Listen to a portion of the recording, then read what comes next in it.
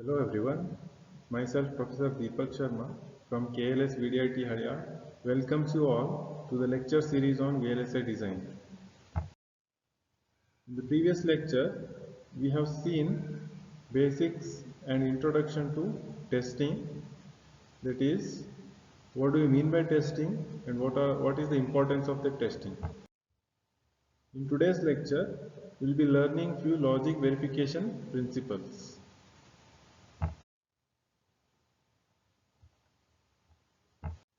So here you are seeing a combinational circuit with n inputs, and to test this circuit we will require 2 raised to n input combination, because we know the possible number of input combinations is always 2 raised to n for n inputs. So if I add some memory element, that is resistors, to this combinational circuit, it will turn into sequential circuit. And for this circuit, we will be requiring 2 raised to n plus m input combinations. That is 2 raised to n for this circuit and 2 raised to m for this circuit, the memory element. Hence, if we simply take an example with n equals to 25 and m equals to 50, then we will require 2 raised to 75 combinations to simply test that circuit. Or you can say these many number of combinations, 2 raised to 75 comes to 3.8 into 10 raised to 22. So these many combinations, input combinations will be required to test the circuit. And if we assume that to apply one combination, if we are taking 1 microsecond, or the system is taking 1 microsecond per combination, then to apply these many combinations to test a single circuit, it will take over billion years. Therefore, the verification engineer, he should be very clever, he should be very smart in order to test the given circuit with the number of combinations that will be minimum. That means instead of 2 raised to m plus n, he should go through some way where the testing can be done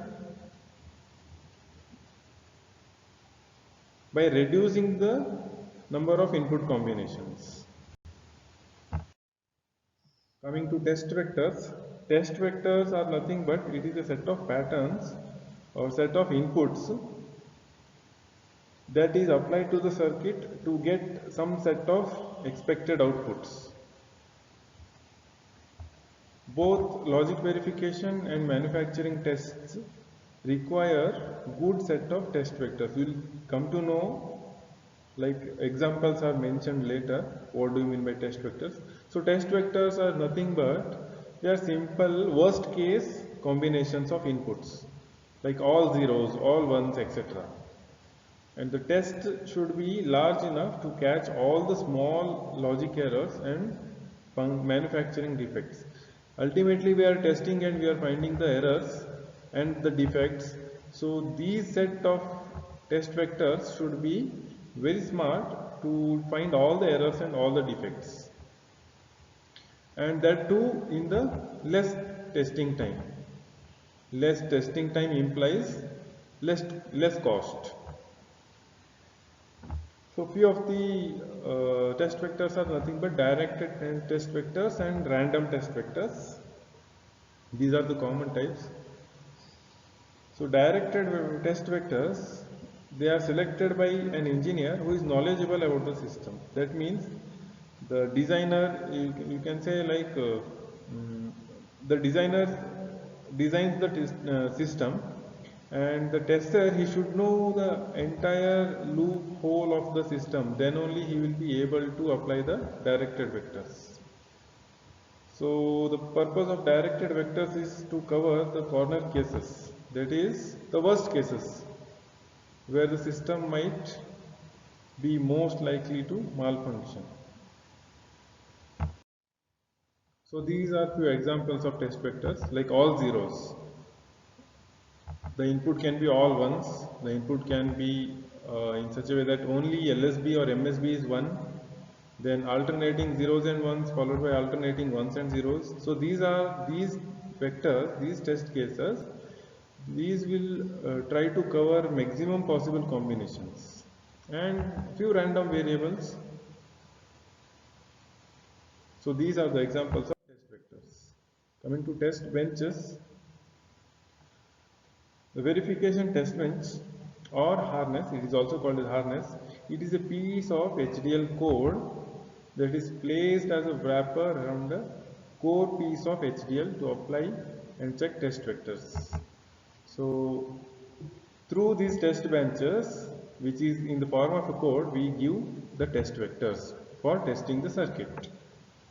So in the simplest test bench, input vectors are applied to module under test, and ultimately what we are seeing is the output should be matching. That is, the outputs, we will be regularly watching the outputs, and we know the expected output. Now whatever output we are getting, that output, is it matching with the expected output? That we are verifying. If it is matching, then the circuit is test free, that circuit is fault free, and if it is not matching, then the circuit is faulty. Regression testing. High level language scripts are frequently used while running large test benches, especially for regression testing. So for complex design, the size of the test bench will also be more. So in that scenario, we come across this regression testing. So what it consists of? It consists of few set of simulations which are automatically verified to find the errors or to find the faults. Version control, it can be combined with regression testing, and the tools like Unix and Linux can be used for the version control. So these are nothing but different subsections under testing itself. And bug tracking. So here what we do is, in bug tracking system, we will just enter the bug inside a system and we will try to locate it. We will try to understand the nature of the bug, and we will try to understand how severe that bug can be. So this is also a type of testing where we just analyze the impact of bug which is introduced in the bug tracking system. The bug discovered is noted along with the perceived person responsible for fixing the bug. So there are a few persons who are responsible for fixing all the bugs. So this is also a kind of testing itself, where we introduce a bug and analyze the location, nature and severity of the bug. So how severe, how the bug can damage the system, that can be understood in this method. So in the previous lecture, we had a question at the end, why ICs are black in color. This should be B. So why ICs are black in color, or sometimes dark green in color. That is, when the ICs are functioning, they just gets heated up, and we know that heat is the dangerous enemy for the electronics. So all the electronic components, they just get damaged because of heat.